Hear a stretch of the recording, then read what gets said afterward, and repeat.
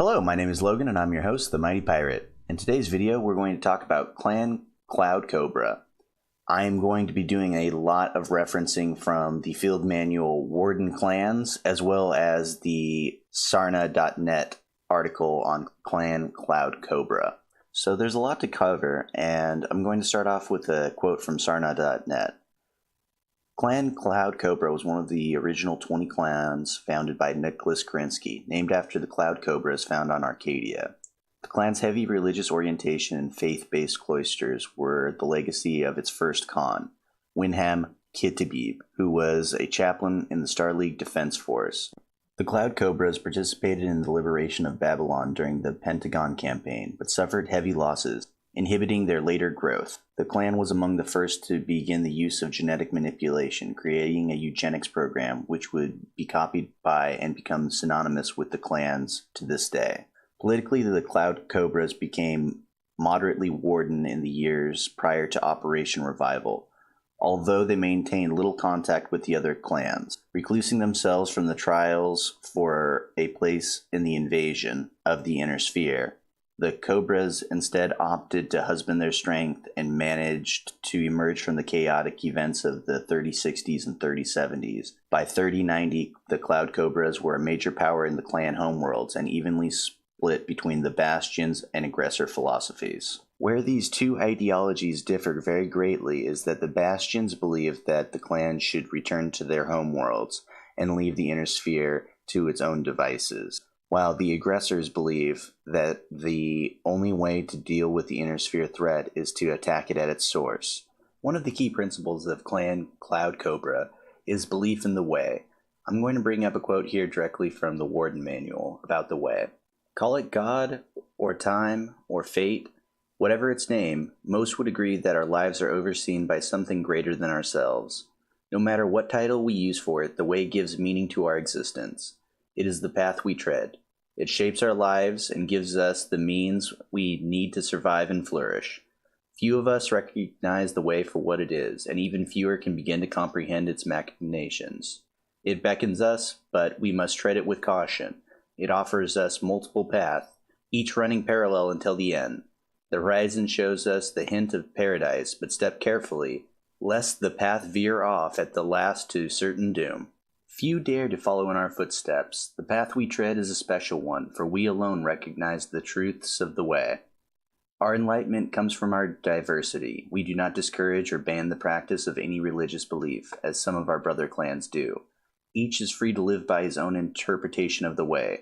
Inspired by our first Khan, Winham Khatib, many Cobra warriors have chosen to become ordained disciples of their own doctrines. Over the years, these warriors banded together to form the groups that we now call the Cloisters.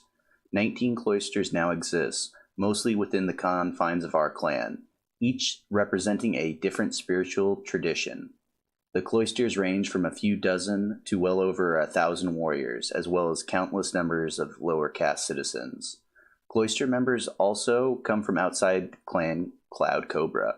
More than 500 warriors, almost all from our fellow clans, have joined our Cloisters, along with untold millions of these clans' other castes. Our Cloisters occupy a revered place within the clan. Where others rely on their blood-named houses for counsels, we look to those who truly understand the way of things. The chosen leader of each Cloister, the Ek-Khan, is a proven warrior who has demonstrated extraordinary comprehension of the Way in commanding his own disciples.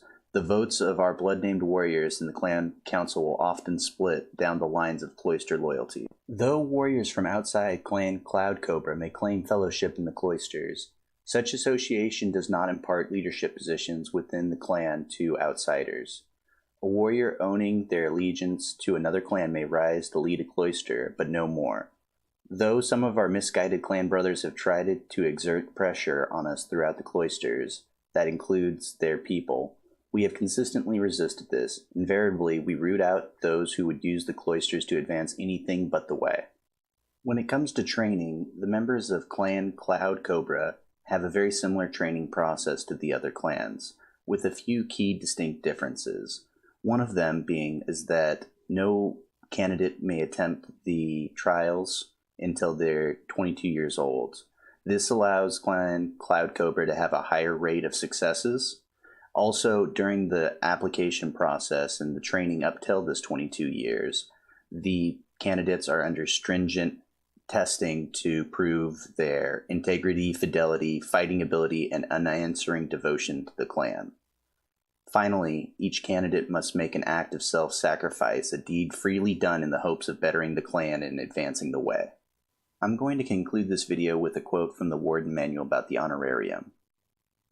Each life has value and meaning, whether the life of one of the faithful or of a mere bandit. Khan Winham Khatib taught us long ago that every life we take, no matter the justness of the cause, detracts from the whole. The Honorarium symbolizes and honors the lives lost in our course along the way, those of our own warriors and those who have fallen before us. The Honorarium is a garden in which we plant a new life, or tree, or shrub, or flower, for every life snuffed out. Each cluster or galaxy tends to its own honorarium, giving that unit's warriors a place to contemplate those who went before them and what the way may yet have in store for them. Some honorariums are meticulously laid out and cared for, others are wild and unkept. Each displays the character of the unit that tends to it, and tells the unit's history. The Cobra Honorarium, the area surrounding the Hall of the Khan Warriors on Strana Mekadi, paints the full picture of our clan's existence. Several square miles of intricately crafted landscape honor all those who have come and gone, whether they fought for or against us, sculpted along the tombs of our blood named. Whenever possible, we spread the ashes of our fallen warriors in this honorarium, where they can live on in spirit and in service to the way. Thanks so much for listening, guys. I had a lot of fun making this video, and I look forward to making the next one.